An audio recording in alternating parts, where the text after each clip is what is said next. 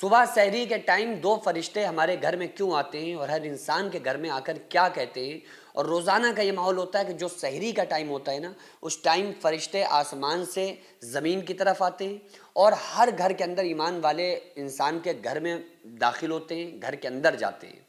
اور اس کے بعد تھوڑی دیر وہ معائنہ کرتے ہیں، وہ ساری چیزوں کو دیکھتے ہیں، سارے لوگوں کو دیکھتے ہیں، پرکھتے ہیں اور اس کے بعد فوراً ہی وہ آسمانوں پر پھر سے چلے جاتے ہیں اور وہ اللہ تعالیٰ سے ڈائریکٹ جا کر وہ فرشتے بات کرتے ہیں، یعنی اللہ تبارک و تعالیٰ کے حضور حاضر ہو کر ان بندوں کے بارے میں کچھ بیان کرتے ہیں، کچھ باتیں کرتے ہیں۔ جیسے ہی صبح کا ٹائم ہوتا ہے، صبح یعنی کہ سحری کا ٹائم، چاہے وہ عام دن ہو یا رمضان کے دن ہو،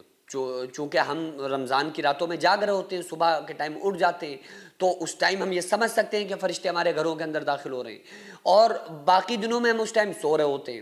تو اس ٹائم کیا ہوتا ہے کہ حدیث پاک کا مفہوم ہے، حدیث پاک میں آتا ہے کہ روزانہ صبح کے وقت دو فرشتے آسمان سے زمین کی طرف اترتے ہیں، نازل ہوتے ہیں اور ہر انسان کے گھر میں جاتے ہیں اور انسانوں کے بارے میں یہ دیکھتے ہیں کہ کون انسان کیا کر رہا ہے۔ تو جس کو جس حال میں وہ دیکھتے ہیں، وہ اس کی کنڈیشن کو دیکھ کر آسمانوں پر چلے جاتے ہیں اور اللہ تعالیٰ سے جا کر کہتے ہیں، اللہ تعالیٰ پوچھتا ہے کہ اے فرشتوں، تم کس کے پاس سے آ رہے ہو؟ تو فرشتے اس بندے کے بارے میں ساری حقیقت بتاتے ہیں کہ میں فلاں کے گھر میں گیا، فلاں کے سے ملا، فلاں کے گھر میں گیا تو وہاں لوگ عبادت کر رہے تھے، میں فلاں انسان کے گھر پہنچا تو وہاں لوگ تہجد پڑھ رہے تھے، قرآن کی تلاوت کر رہے تھے اور نیک کام کر رہے تھے۔ اور جن گھروں میں لوگ سو رہے ہوتے ہیں پڑے ہوئے گھوڑے بیچ کر، وہاں پر فرشتے جب آتے ہیں تو دیکھتے ہیں تو کہتے ہیں کہ وہاں پر اے پروردگار عالم لوگ سو رہے تھے،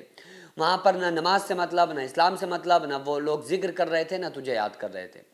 تو ایسے گھروں کے اندر وہ رحمت کے فرشتوں کا نزول بھی نہیں ہوتا ہے اور وہ معائنہ کرنے کے بعد اللہ تعالیٰ کے پاس جا کر ان لوگوں کی شکایت کرتے ہیں کہ اے پروردگار عالم، وہ لوگ تیرا ذکر نہیں کر رہے تھے۔ اور ایک حدیث میں یہ بھی آتا ہے کہ جہاں پر لوگ دین کی بات کر رہے ہوتے ہیں اس محفل میں بھی فرشتے آتے ہیں اور آنے کے بعد جب سنتے ہیں اور پھر چلے جاتے ہیں آسمانوں پر، پھر ان سے کہتے ہیں مولا تیرے بندے تجھے یاد کر رہے تھے، تیرا ذکر کر رہے تھے۔ تو اللہ تعالیٰ فرماتا ہے فرشتوں گواہ ہو جاؤ، میں نے ان تمام لوگوں کی بخشش کر دی۔ ایک حدیث پاک میں آتا ہے کہ صبح کے وقت کچھ فرشتے آتے ہیں جو ہر انسان کے پاس آتے ہیں اور ہر انسان کے ساتھ رہتے ہیں،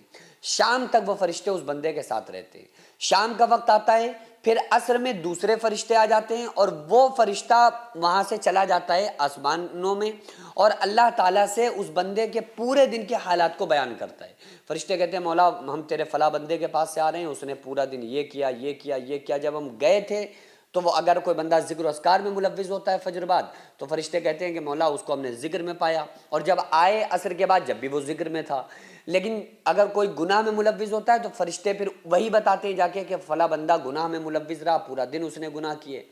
تو اس لیے خصوصی طور پہ آقا علیہ السلام نے ارشاد فرمایا کہ صبح کے وقت اللہ کا ذکر کرو، عصر کی نماز کے بعد اللہ کا ذکر کرو، کیونکہ فرشتوں کے نزول کا ٹائم ہوتا ہے، وہ جب آئیں تو تمہیں ذکر کی حالت میں دیکھیں۔ اس لیے فجر کی نماز کے بعد بھی آقا علیہ السلام نے فرمایا کہ اشراق پڑھا کرو۔ اشراق پڑھنے سے کیا ہوتا ہے کہ وہ فرشتوں کے نزول کا ٹائم ہوتا ہے، فرشتوں کے آنے کا ٹائم ہوتا ہے، تو جب فرشتے آئیں تو تمہیں ذکر و اذکار میں دیکھیں۔ عصر کی نماز کے بعد بھی ذکر کیا کرو تاکہ جب فرشتے جائیں اور دوسرے فرشتے آئیں تو تمہیں ذکر و اذکار میں پائیں۔ تو اس لیے فجر کی نماز کے بعد چاہے تھوڑی دیر ہے صحیح، لیکن قرآن کریم کی تلاوت کریں، قرآن نہیں آتا ہے تو ذکر و اذکار کریں، اللہ کا ذکر کریں۔ عید ایک خوشیوں کا تہوار ہے اور یہ عید جب ہی مکمل ہوتی ہے جب ہم اپنی خوشی کے ساتھ ساتھ اپنے غریب بہن بھائی اور غریب فیملیز کو بھی اپنی خوشی میں شامل کرتے ہیں۔ اس عید پر ہمارا مقصد ہے کہ ہر غریب گھر میں خوشی پہنچے اور ہر بچے کے چہرے پر مسکراہٹ ہو۔ اس لیے ہم نے یہ ارادہ کیا ہے کہ آنے والی عید پر ہر غریب کے گھر میں وہ تمام ضرورت کے سامان موجود ہوں جس سے خوشیاں حاصل کی جاتی ہیں۔ اس بار انشاءاللہ ہر غریب فیملیز میں ہر غریب انسان کو ہماری سوسائٹی کی طرف سے ایک ایسا تحفہ دیا جائے گا، ایک ایسا گفٹ دیا جائے گا